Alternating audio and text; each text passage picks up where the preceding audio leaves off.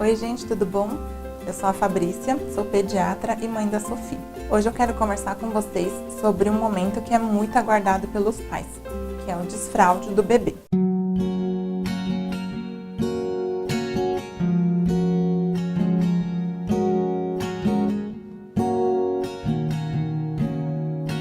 Geralmente os pais esperam ansiosamente por esse momento, quando eles finalmente vão poder parar de gastar com as fraldas. Mas nem sempre isso é algo fácil, já que como todo o desenvolvimento do bebê, isso é um processo e leva tempo. O esperado é que o bebê desfraude por volta dos 2 anos de idade.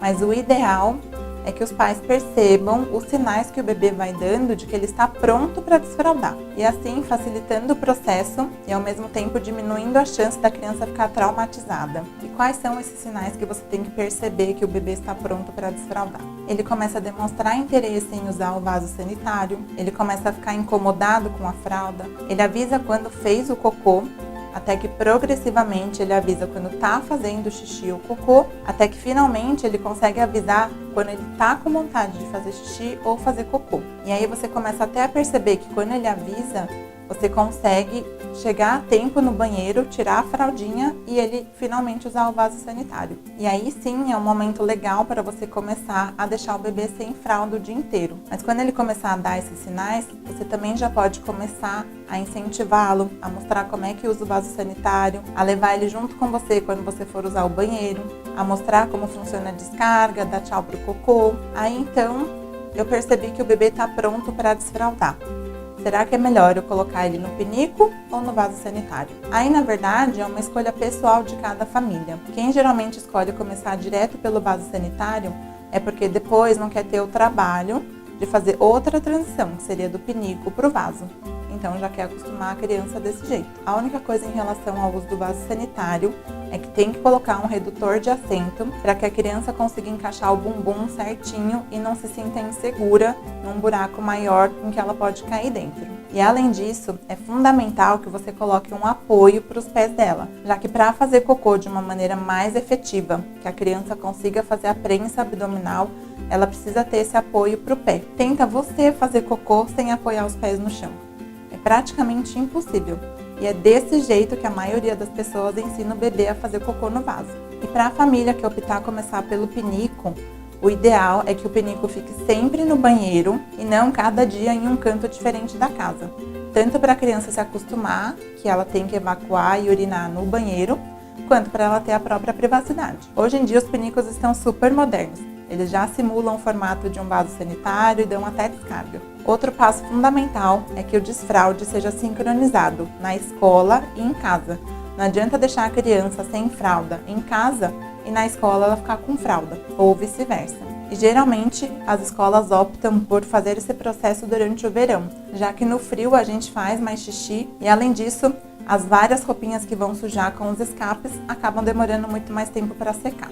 Então o verão é uma época ideal para isso. Como todo passo no processo de desenvolvimento da criança, ela pode estar pronta para o desfraude, você já começar a deixar ela sem fraldinha, só que obviamente de vez em quando vai acontecer um escape ou outro até que ela tenha total controle esfincteriano. E por isso eu sempre falo que essa é uma fase muito delicada.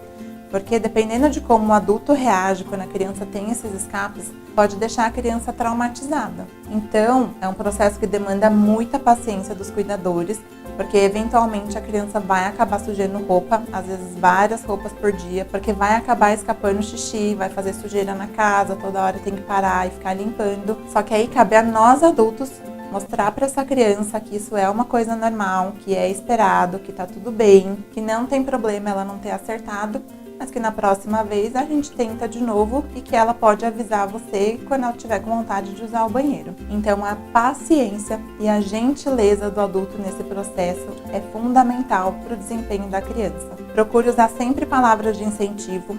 Quando a criança estiver tentando fazer xixi ou cocô, não fica acelerando ela, que vai só piorar, deixar a criança mais ansiosa. E também procure não se referir ao cocô e ao xixi com nojo, porque tem muita criança que começa a segurar o cocô porque ela tem nojo de fazer cocô. Além disso, também é uma fase delicada, porque assim que a criança percebe que ela consegue segurar o xixi e o cocô e ela tem a agenda muito lotada, Ela não pode parar o que ela está fazendo, ou seja, ela não pode parar de brincar para ir fazer o xixi, ir até o banheiro, fazer o xixi e depois voltar para a brincadeira.